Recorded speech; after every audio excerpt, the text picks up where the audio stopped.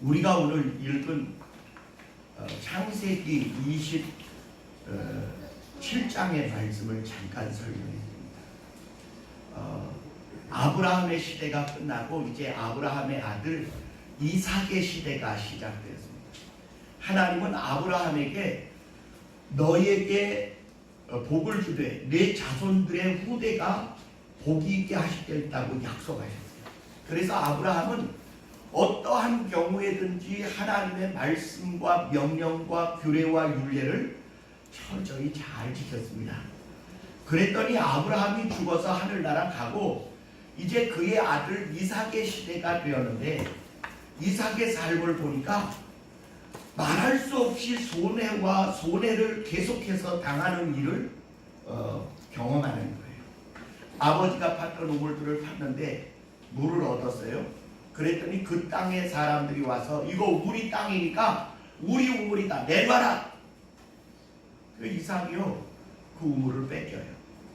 여러분 이 중근동 지방에서 우물이라는 것은 생명이며 재산 중에 가장 큰 재산입니다.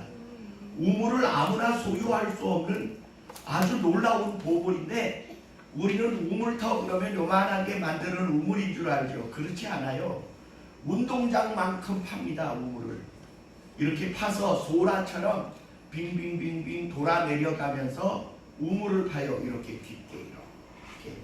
그래서 물을 기르러 내려가려면 한참 내려가야 돼요. 그러니까 이런 우물을 한 사람이 팔 수 있는 일이 아닙니다. 이삭의 종들이 많았거든요. 그 많은 종들이 개미떼처럼 모여서 그 흙을 파내고 우물을 만드는데 아무리 파도 물을 얻지 못하면 헛수고가 돼요.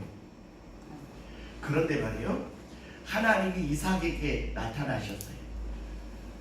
그런데 이삭의 이름을 바로 부르는 게 아니라 이렇게 불러요. 아브라함의 아들 이삭아, 나는 내 아비 아브라함의 하나님이야.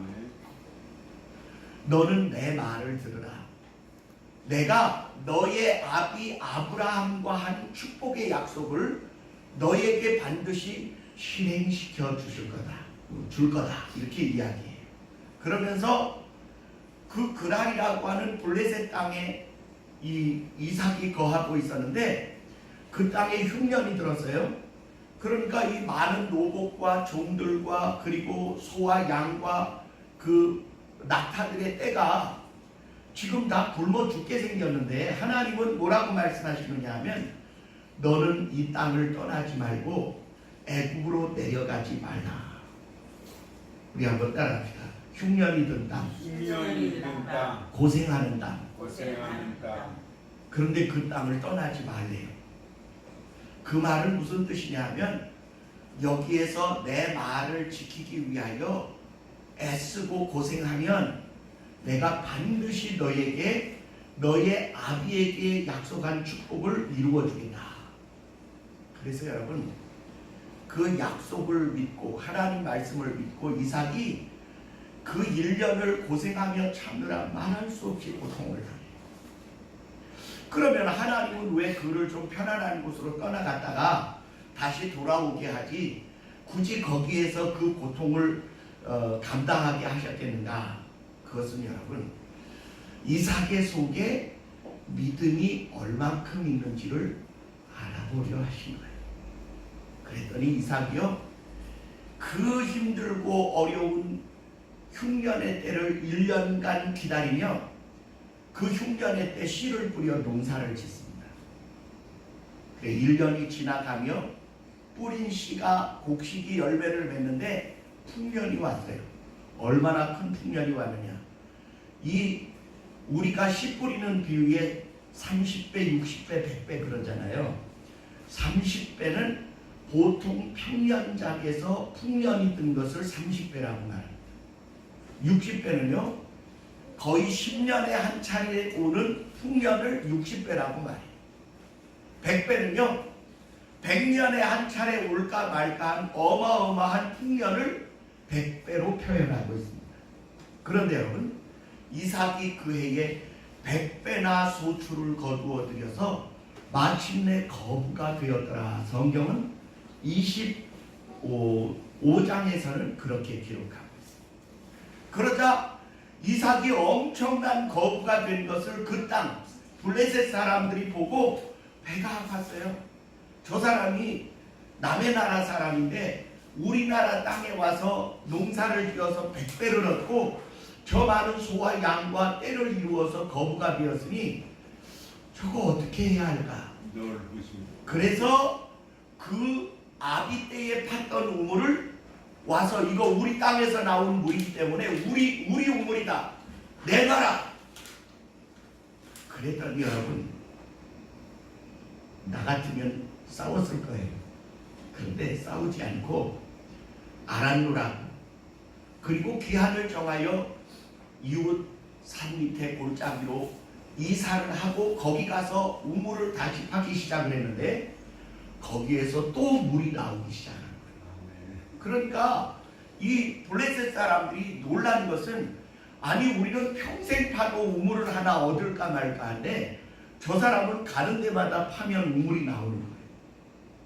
물이 나오는 거예요. 그래서 그곳에까지 쫓아가서 이곳도 우리 땅이니 이것도 내놔라. 그러면 저 같으면 이럴 거예요. 야, 벼룩도 낯짝이지. 세상에 먼저 거 뺏었으면 됐지. 이걸 또 뺏는단 말이냐? 그럴 텐데 목자들은 다투었으나 이삭은 순순히 그 우물을 내어주고 또다시 이사를 갑니다. 또다시 이사를 가서 우물을 파는데 또 물이 나왔어요. 그런 이 블레셋 사람들이요 배가 아파 견딜 수가 없어요. 그리고 거기까지 와서 또 우물을 뺏었습니다. 지금 몇 개 뺏긴 거예요? 3개째 뺏기는 거예요. 그런데도 이삭은 또다시 이사를 하여 다른 곳으로 가서 우물을 파기 시작했어요. 그러자 그 땅의 왕인 아비멜렉과 비골과 아우삿이라고 하는 군대 장관이요 어느 날 이삭을 찾아왔어요. 찾아와서 뭐라고 말하냐면 우리와 화친하자. 아니 싸우지 않고 계속 뺏기고 도망가는 사람에게 와서 화친하자 그러는 거예요. 이유가 뭐냐 하면 우리 한번 따라합시다. 우리가 너를 보니 너는 하나님과 함께하는 사람이고 하나님과 함께하는 사람이라 우리가 보았노라. 그러니 내가 마음 먹고 우리 민족을 친다면 우리가 엄청난 손해를 볼 것 같으니 너는 우리를 불쌍히 여겨 화친하자. 우리가 너에게 좋은 일만 하지 않았느냐. 그러니까 이삭이 좋은 일만 했다고요. 우물을 몇 개째 뺏어갔는데 그런 소리를 하느냐. 그러니까 아비멜렉이 하는 말이 나 그런 일 몰랐다. 이거 모를 수 있어요? 모를 수가 없어. 모를 수가 없어. 자기 나라에 우물이 몇 개인지 손꼽아 아는 이 왕이 말이에요. 지금 자기 나라에 새로운 우물이 3개나 다시 더 늘었는데 그걸 어떻게 모를 수가 있어요? 그건 새빨간 거짓말. 지금도요 우리나라에 이 거짓말이 그냥 판을 치고 있는데 전혀 몰랐다는 거예요. 그런 일 없다는 거예요. 다 잘 되고 있다는 거예요. 누군가가 거짓말하고 있다고 이야기하는데 그 사람이 거짓말하고 있다. 여러분 거짓말은 사탄의 도구입니다. 우리는 거짓말하면 안 돼요. 여러분 잘 보세요. 이삭이 그들을 잔치하여 보내고 화친을 했어요. 그리고 나는데 그날 저녁에 종들이 와서 이렇게 말합니다. 주인님, 요번에 파기 시작한 우물도 물이 나옵니다. 얼마나 많이 나오는지 이전에 3개를 합쳐도 다 할 수 없을 만큼 물이 나옵니다. 만약에 이거 2개를 안 뺏겼더라면 이렇게 터가 넓고 물이 많은 이런 은혜의 장소를 우리가 어떻게 얻을 수 있었겠습니까? 한번 따라합시다. 뺏기고 또 뺏겨도 이기게 하시는 이는 우리 하나님이시다. 아멘. 여러분 잘 보세요. 이 부모님들은 하나님의 사랑을 받아서 본능적으로 하나님처럼 자식을 사랑해요. 아멘. 젊음을 다 뺏겼죠. 자유 다 뺏겼죠. 돈 다 뺏겼죠. 시간 다 뺏겼죠. 건강 다 뺏겼죠. 근데 다 뺏기면 없어질 줄 알았는데 아니요. 보물 같은 가정이 생기고 자녀가 생기고 그리고 하늘나라의 상급이 생겨요. 여러분, 그것은 사람의 방법이 아닌 하나님의 방법이기 때문에 가능한 거죠. 뿐만 아니라 우리가 읽은 사도행전을 봅니다. 사도행전 28장으로 가니까 27장으로 가니까 누구 이야기가 나오느냐면 바울 사도의 이야기가 그 바로 전장에 배가 풍랑을 만나서 2주일 동안 14일 동안 풍랑의 배가 이리저리 떠다니며 파선할 때만 기다리고 있었습니다. 그런데 주님이 그 전날 저녁에 바울에게 나타나셨어요.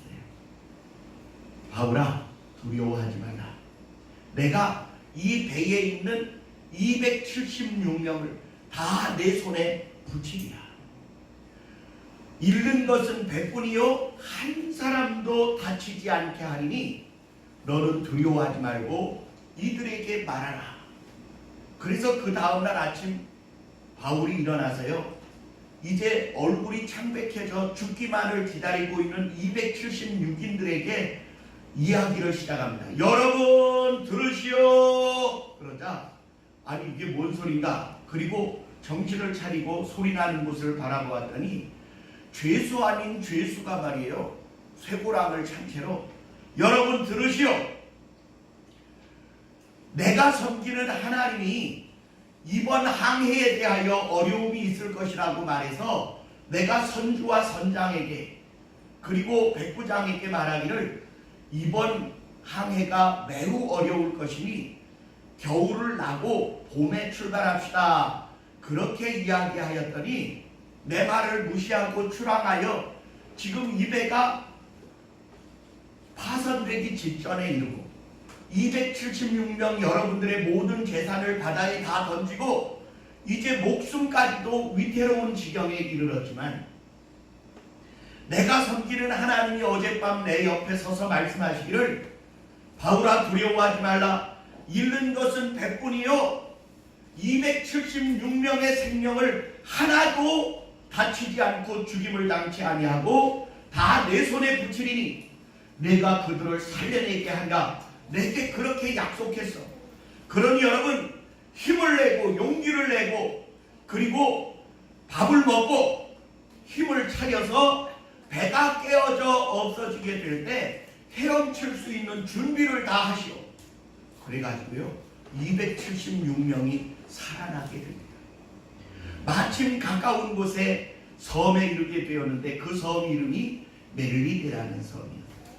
이 멜리데의 토인들이 배를 가지고 와서 이 파선한 276명을 다 던져다가 멜리데 섬에 옮겨놓고 불을 피워서 그들의 젖은 몸을 말리게 하고 있는 중에 바울은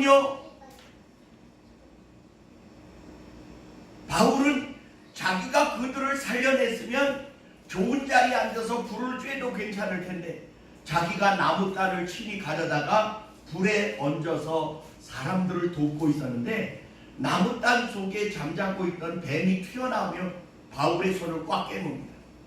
이렇게 보니까 뱀이 꿈틀꿈틀하는데 그 섬의 유명한 독사였어요.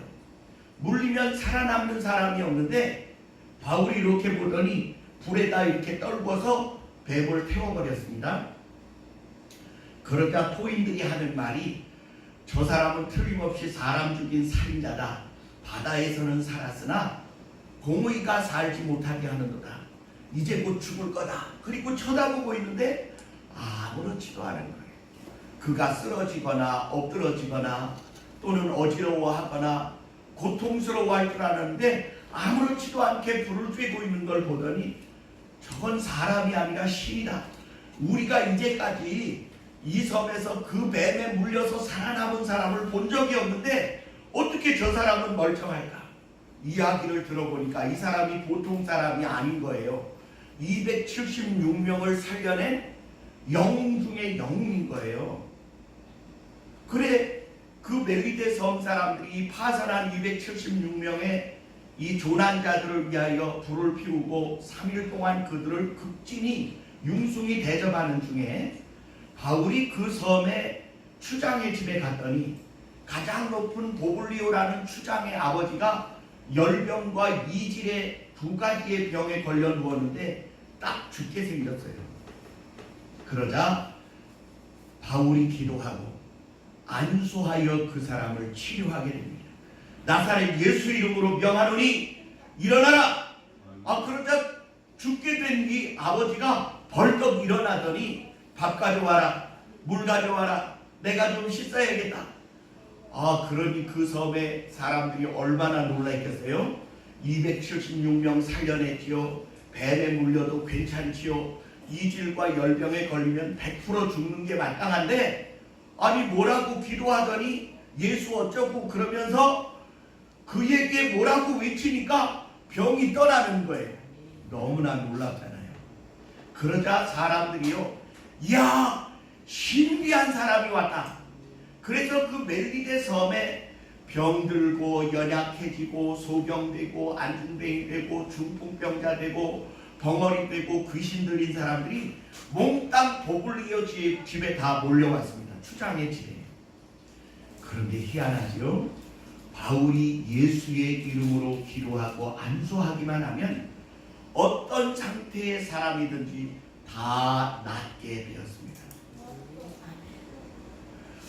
바울은 어떻게 해서 그런 은혜와 은사와 능력을 가지게 되었을까? 우리가 성경을 보니까 바울이 예전에 로마의 유명한 귀족이었어요.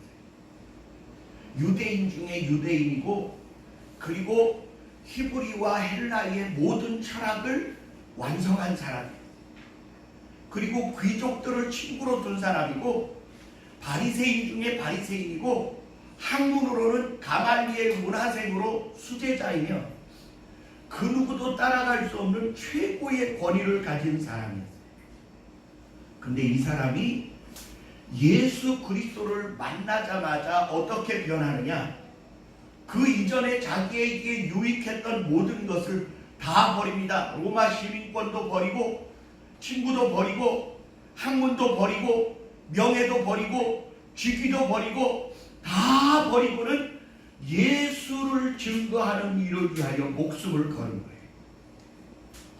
그랬더니 하나님이요, 이 세상에 돈으로도 할 수 없고 명예로도 할 수 없고 권력으로도 할 수 없는 사람의 생명과 영혼을 구원하는 능력을 그 사람에게 쏟아부어 주시기 시작했어요. 여러분 어떻게 276명을 한꺼번에 구해냅니까? 어떻게 온 섬에 있는 모든 병자들을 다 치료합니까? 어떻게 독사에 물려도 아무렇지도 않게 나을 수 있습니까? 하나님은 그에게 예수께서 말씀하십니다. 내가 황제 앞에 서야 하겠다. 귀족들에게 주의 복음을 증거케 하기 위하여 내가 너를 로마까지 데리고 가리니 이 276명의 사람들을 내 손에 붙이리라. 이렇게 말씀하십니다. 여러분 우리가 세상을 사는 동안에 학문은 필요해요. 지위도 필요해요. 돈도 필요해요. 명예도 필요해요. 권력도 필요해요. 다 유익한 것들입니다만은 그 어떤 것도 제가 지금 꼽은 것으로는 사람의 생명과 영혼까지 구원할 수 있는 능력은 그 안에 존재하지 않습니다. 그런데 여러분 이렇게 사람의 생명과 영혼을 다스릴 수 있는 능력을 누구에게 주었느냐? 한번 따라합니다. 우리에게도 주셨다. 나에게도 주셨다. 어떻게 주셨느냐? 그것은 우리가 부모가 되고 우리에게 좋은 부모를 두게 한 이 거룩한 하나님의 계보에 의하여 우리는 우리에게 주어진 귀중한 사명이 있음을 깨달아야 해요. 아멘. 부모님은요 우리에게 돈을 요구하지 않습니다. 끊임없이 사랑과 희생과 수고를 아끼지 않습니다. 아멘. 그것은 마치 하나님은 사랑이라 말씀하신 것처럼 하나님은 우리에게 다른 걸 요구하지 아니하시고 먼저 자기 아들을 희생시키는 놀라운 희생과 헌신을 먼저 실행해 주셨어요. 아멘. 그런데 그런 사랑을 멀리서 찾게 하신 게 아니라 우리의 부모님에게서 찾게 하셨어요. 왜냐하면 아비와 어미가 자식을 사랑하는 마음은 하나님이 자기의 자녀들을 사랑하심과도 같기 때문에 그것은 하나님께 물려받은 본능적 동질성이고요. 하나님의 본능을 우리가 부모된 자로서에게 주어진 귀중한 책무임을 우리는 누구에게 배우지 않아도 깨달아 알게 됩니다.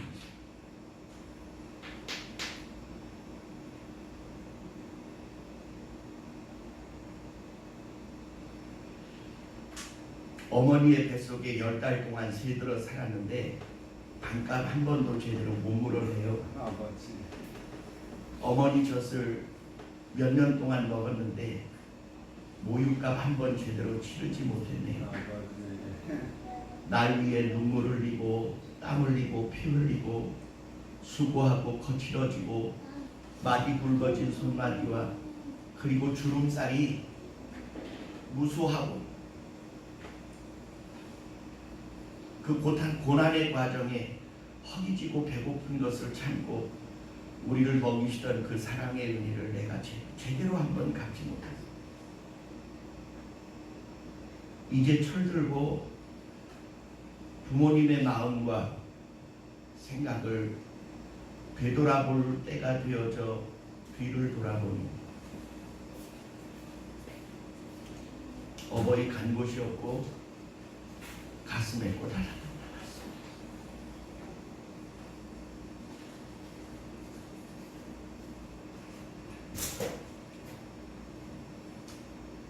어머니 속에 하늘이 있고 바다가 있습니다. 아멘.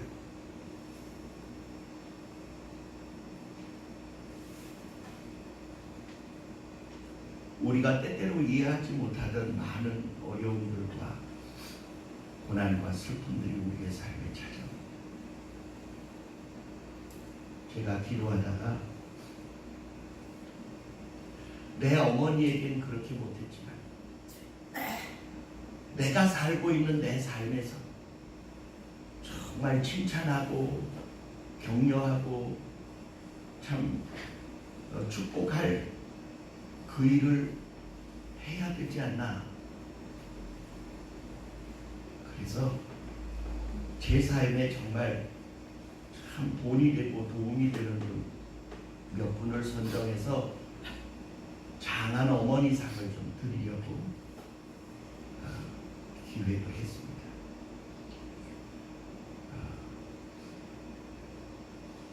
홀로 되셔서 6남매를 다 성장시켜 사회와 국가에 진출시킨 우리 김계인 권사님, 또 아픈 몸으로도 3남매를 잘 성장시켜서 나라를 선양하고 정말로 가정을 든든하게 세워가는 자녀들을 키우는 우순자 사모, 고통 중에 두 자녀를 훌륭하게 키운 우리 조영희 권사님, 세 분을 추천을 해서 오늘 상패를 드려 그 공로를 취하고자 합니다. 아멘. 자녀들이 그 패를 보면서 내가 함부로 살면 안 되겠다. 우리 어머니의 명예에 먹칠하지 말아야겠다. 그런 각오와 결심을 좀 하게 하기 위해서라도 패를 만들어서 상을 좀 드려야겠다. 그런 마음을 성령께서 제게 주셨습니다.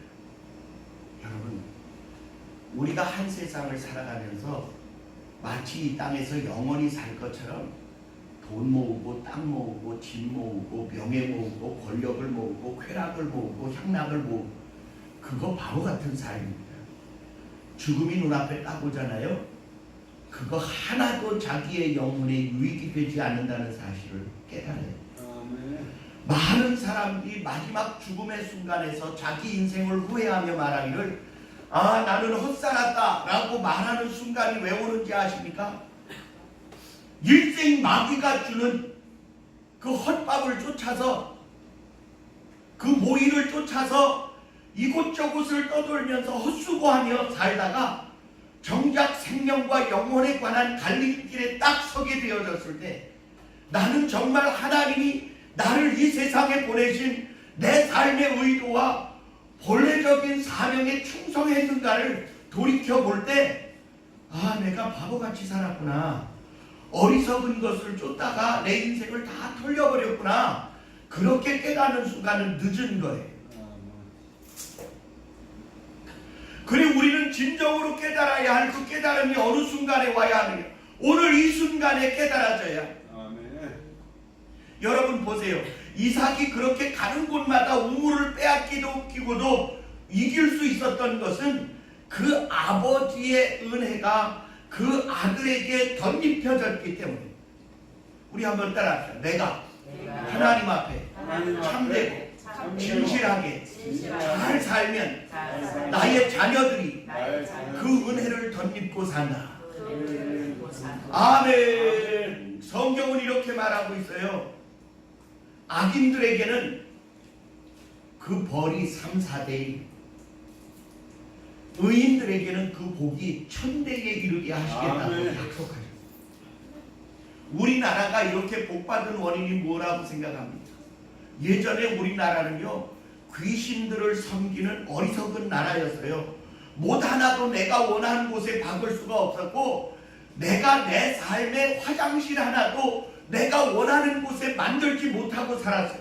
마귀에게 억눌려서 동킬할까봐, 혹시 귀신이 장난질할까봐, 혹시 갑자기 몸이 아프고 집안이 망할까봐 대문 하나 고치지 못하고 창문 하나 원하는 곳으로 내지 못하며 살았던 게 우리였어요. 지금까지 그렇게 살았다면 우리나라의 형편과 꼬라지는 저 아프리카 후진국의 한 나라와도 하나도 다를 것이 없이 살았을 것이에요. 그 증거가 어디 있느냐? 우리 북쪽에 있어요. 저 휴전선 넘어 대한민국 땅이지만 공산주의자들에게 사로잡혀 있는 그 땅을 보세요. 하나님의 은혜를 덧입을 수 없는 사악한 불의와 거짓의 땅, 살육의 땅. 세계에 가장 못 사는 나라. 자기 나라의 국민들이 300만씩이나 굶어 죽어도 손을 쓸 수 없는 나라가 저 위에 있어요. 이거 우리가 70년 동안 보고 배운 것 아닙니까? 그런데 하나님의 은혜를 모른다고요. 여러분, 우리는 그 하나님의 은혜가 우리의 자녀에게까지 가기 위하여 우리가 고생하고 우리가 피땀을 흘릴지라도 우리 자녀들에게는 좋은 것을 베풀어 주어야 되겠다고 하는 끝없는 하나님의 사랑과 예수 그리스도의 심령을 우리는 가지고 삽니다. 그래서 믿음 안에서 자녀들을 위하여 죽도록 희생하고 수고한 믿음의 어머니들과 아버지들을 가진 후대가 잘 될 수밖에 없는 은혜가 이 땅에 있는 거예요. 아멘. 저는 여러분에게 권합니다. 여러분, 다윗이라는 사람의 일생 고생하며 살아요. 애매히 고난당하고 의를 행하고도 괴로움을 당하며 살아요. 그러나 하나님은 다윗 하나의 그 충성된 삶을 통하여 다윗의 왕조를 세워줘요. 그래서 다윗 왕의 왕가의 은혜와 축복을 그 자녀와 자녀들이 다 같이 누리게 됩니다. 그런데 여러분이 잘 아는 솔로몬이라는 왕이 있어요. 다윗 왕의 아들이었죠. 아버지의 무한한 은혜를 덧입고도 일생 동안 화려하고 가장 만족한 삶을 산 것 같지만 그가 마지막에 잘못함으로 자기 자식에게 돌아갈 나라를 반으로 찢어먹고 갑니다. 우리는 화려하고 잘 나가는 삶을 추종하며 살 수도 있어요. 그러나 여러분, 저는 여러분에게 권합니다. 솔로몬 같이 하지 마십시오. 자녀들이 고생할 일을 어떻게 우리가 하고 갈 수 있겠습니까? 우리는 다윗처럼 힘들고 어렵고 고난을 당할지라도 우리의 자녀가 잘 될 수 있다면 마땅히 우리가 그 가시밭길을 가야 하고 험준한 길을 개척하는 것이 부모로서 마땅히 해야 할 일인 줄 믿습니다. 지금 우리나라에서 벌어지고 있는 이 복지 정책이라고 해서 돈 나누어주는 일과 두 번째로 동성애로 인하여 에이즈가 말할 수 없이 창궐하는 세계의 에이즈 창궐국 1위가 대한민국이에요, 여러분. 그런데 동성애를 합법화시키겠다고 해서 우리의 자녀들의 세대를 에이즈 천국을 만들려고 하는 이 망령된 이 행위들은요, 여러분, 자녀의 세대를 망가뜨리는 사악한 법안들인 줄 믿습니다. 절대로 본받아서는 안 될 악당들의 행위인 줄 압니다. 어떻게 우리의 후대의 세대의 것을 빼앗아다가 지금 우리가 다 먹고 살 수 있습니까? 어떻게 우리 후대의 세대에 건강한 삶을 물려주지는 못할 망정 에이즈라고 하는 천형을 그 자식들에게 물려줄 법안을 이 시대의 정권을 유지하겠다고 그걸 계속할 수 있겠습니까? 있을 수 없는 사탄의 장난. 저는 여러분에게 여러분 차라리 그 고난이 있으면 우리 세대에서 끝내주시고 우리의 후대들은 믿음 안에서 승리하며 이삭처럼 뺏기고 또 빼앗겨도 하나님이 복 주시고 또 복 주시고 또 복 주셔서 마침내 원수들을 스스로 항복하고 들어오게 할 수 있는 믿음의 승리자들이 되게 해달라고 기도해야 할 줄 믿습니다. 아멘. 그것은 예수님이 우리에게 보여주신 모범이에요. 장래의 영광을 위하여 십자가를 거절하지 아니하시고 우리가 받아야 할 수치와 멸시를 당하시고 내가 맞아야 할 채찍을 대신 맞으시고 내가 흘려야 할 피를 대신 흘려 생명을 아끼지 아니하신 그 예수 그리스도의 사랑이 우리의 삶에 살아 움직여야 할 줄 믿습니다. 그래 여러분, 우리를 위하여 애쓰다 돌아가신 우리 부모들을 위하여도 참으로 안타까워하고 고마워해야 하겠지만 살아있는 분들에게 더 잘하시고 그리고 우리가 언젠가 또 부모가 되어져서 그 자녀들에게 아름다운 믿음을 물려줄 수 있는 믿음의 승리자가 되시기를 예수님 이름으로 축원합니다. 기도하겠습니다. 사랑의 아버지 하나님, 하나님은 하나밖에 없는 외아들을 우리의 영원한 생명과 은혜를 위하여 아낌없이 베푸셨습니다.